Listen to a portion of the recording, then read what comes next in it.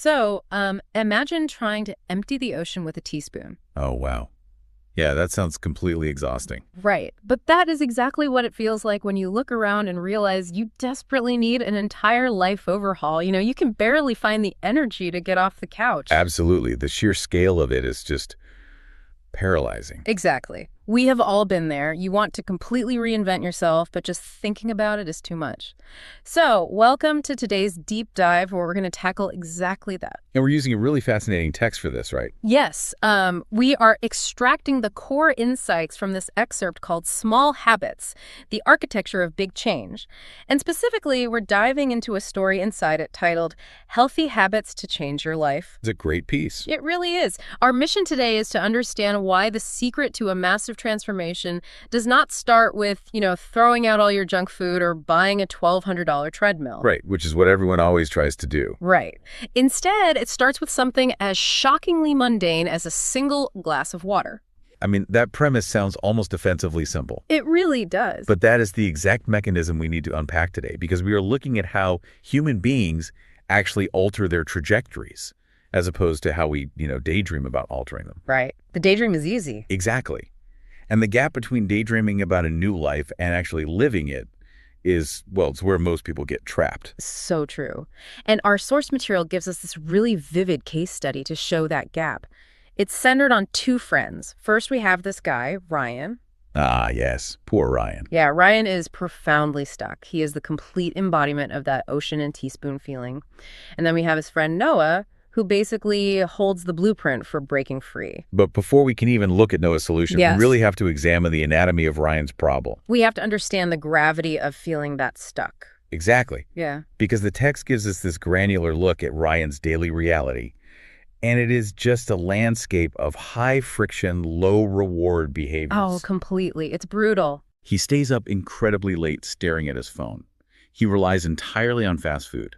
He does absolutely no exercise. Which just compounds, right? Right. The compounding result is a chronic baseline state of exhaustion. I mean, he wakes up tired, he goes to bed tired. And the mental toll of that physical exhaustion is the real trap here. The text highlights this recurring internal monologue Ryan has. He constantly thinks, I want to change my life, but I don't know how. Which is the absolute definition of paralysis by analysis. Yeah. It's like, okay, think of it this way. It's like someone who has never even jogged around the block deciding they're going to run a marathon tomorrow. Oh, that's a perfect analogy. Right. You're basically standing at the bottom of Mount Everest in flip-flops. If you're sitting on the couch, completely drained from eating heavily processed food and burning your retinas on a screen until 2 in the morning. The phrase "change my life" is just too heavy. Exactly. The sheer weight of that practically guarantees failure before you even start. You can't lift it. And if we connect this to the bigger picture of behavioral psychology, we can see why Ryan's situation is essentially an inescapable prison of his own making. A prison he built himself. Right. Because a routine that generates low energy creates this completely closed feedback loop. You consume poor fuel, you get terrible sleep, and that results in zero physiological energy. And zero energy basically destroys your motivation. Completely. Without motivation, your brain just seeks out the easiest, lowest friction dopamine hits available. Which naturally leads right back to doom scrolling on the phone and grabbing the nearest fast food. Exactly. The trap reinforces its own walls every single day. So the source illuminates this brilliantly by contrasting Ryan with his friend Noah, because Noah operates in a completely different paradigm. He really does. The text describes Noah as energized, calm, balanced, and focused. The glossy after picture. Right. And the cognitive dissonance for Ryan is just staring at Noah, seeing that picture, and then looking at his own messy before reality. That gap between his exhausting daily grind and his grand desire to magically become Noah, that's exactly where the paralysis lives. Because you cannot jump across a canyon in one leap. No, you look at the gap, realize your legs aren't strong enough, and you just, sit back down on the couch. Yeah, you give up before you jump. So we clearly need a fundamentally different approach to break that feedback loop. Which brings us to the intervention Noah introduces to Ryan. I like to call it the Noah principle. I love that. And it happens when Ryan finally hits his breaking point and asks Noah how he manages to stay so healthy and productive. Noah basically delivers the thesis of this entire text. He does.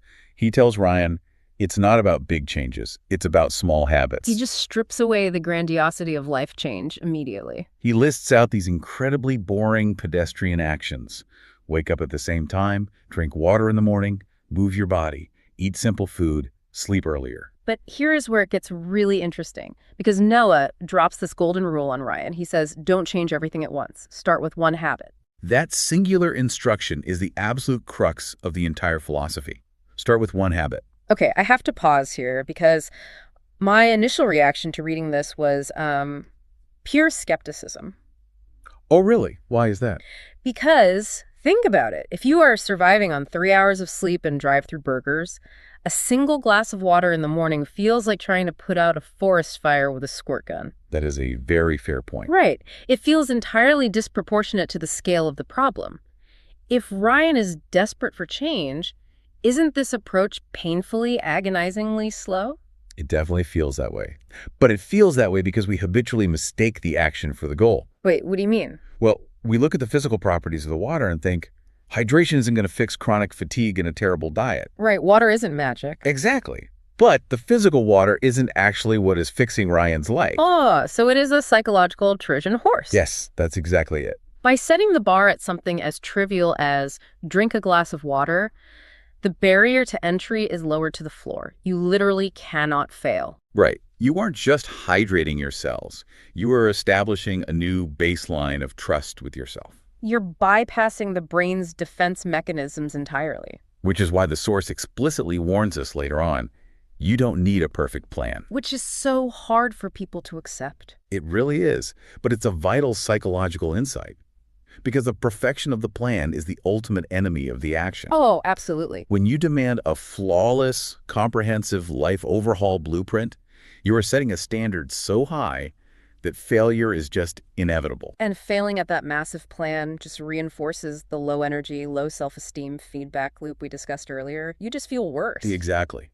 But by just drinking the water, Ryan is proving to his own brain that he's capable of keeping a promise. He is sneaking past the paralysis. Noah's basically telling him to ignore the massive mountain he wants to climb and just focus on picking up the one tiny pebble sitting next to his shoe. The anxiety of the massive overhaul vanishes when the only requirement for success is holding a glass under a faucet for 3 seconds. It's brilliant in its simplicity. It is.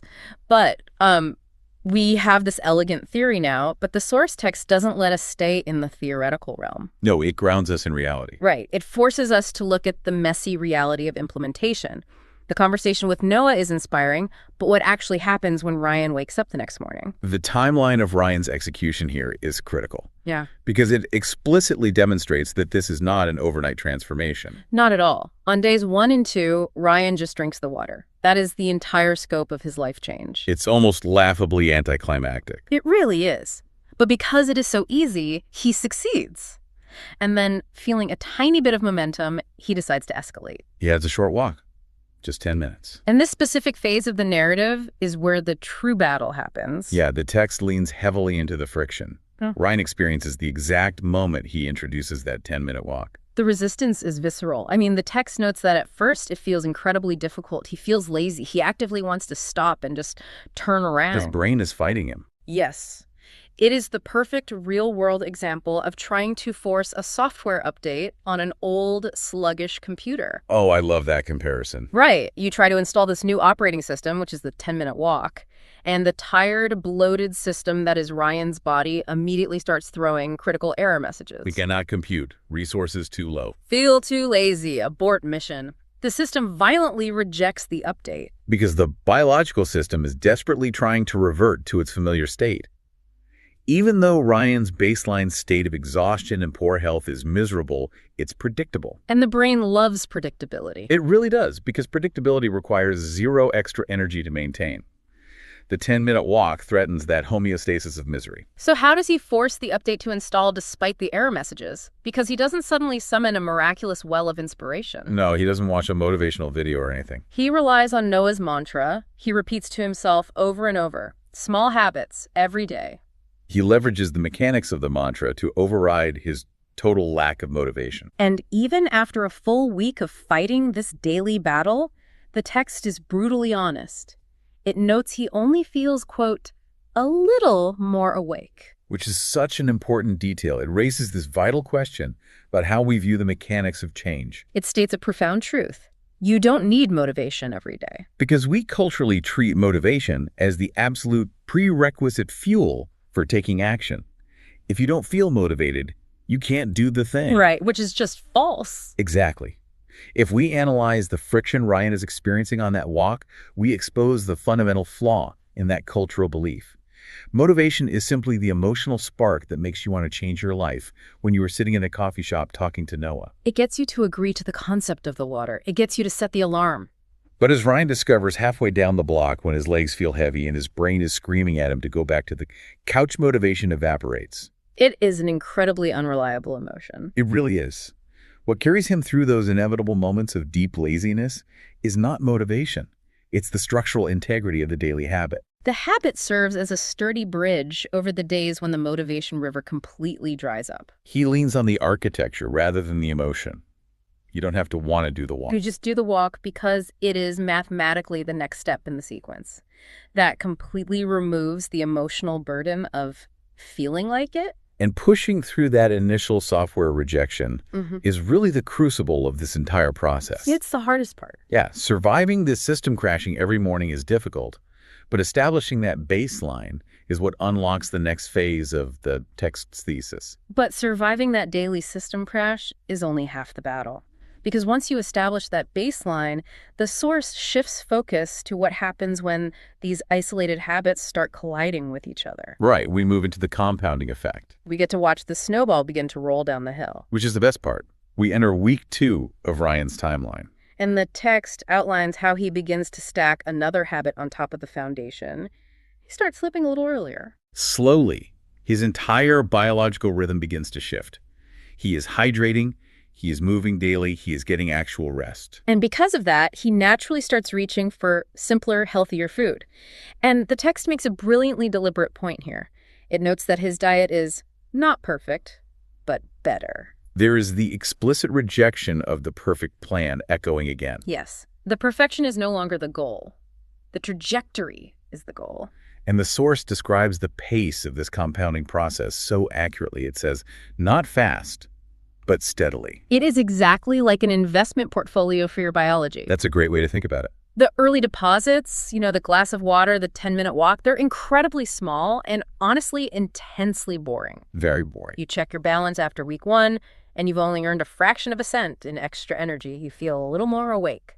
But as those habits start earning interest on top of each other, the compound growth at the end of the timeline is massive. Exactly. Weeks pass in the narrative, and we see the results of that compound interest.